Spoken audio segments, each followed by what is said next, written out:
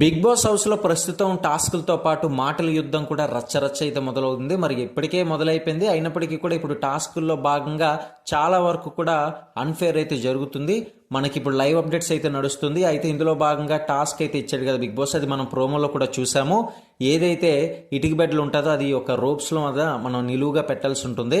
అది ఒకవేళ కింద పడిపోతే మరి అవుట్ అయినట్లే. ఎవరైతే ముందుగా అది అన్నీ కూడా సక్రమంగా పెడతారో వాళ్ళు విన్నర్ అన్నట్టు. అయితే ఈ యొక్క టాస్క్లో భాగంగా ఆదిత్య ఓం అది చేస్తున్నప్పుడు, ఆ ఇటుక బెడ్లు పెడుతున్నప్పుడు పృథ్వీ ఏమో అది అన్ఫేర్గా దాన్ని తోసేస్తాడనమాట. మరి దాన్ని దృష్టిలో పెట్టుకొని బిగ్ బాస్ ఏ విధంగా జడ్జ్మెంట్ ఇస్తాడనేది అయితే మనం ఎపిసోడ్లో చూడాల్సిందే. అది ఒక రకంగా సస్పెన్స్గా మారిందని చెప్పుకోవాలి.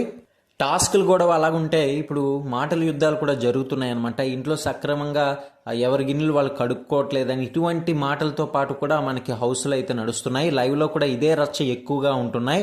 ఎవరైతే టాస్క్లు ఆడుతున్నారో, ఆడినా ఆడకపోయినా సరే ఎవరు వస్తువులు వాళ్ళు తోముకోవాలని, ఎవరి పనులు వాళ్ళు చేసుకోవాలని చెప్పేసి స్ట్రైట్గా చెప్పడం అయితే జరిగింది. బేబీ సినిమాలో నెగిటివ్ రోల్ చేసిన కిర్రక్ సీత ఈ విషయంలో బాగా ఎమోషనల్ అయ్యారనమాట.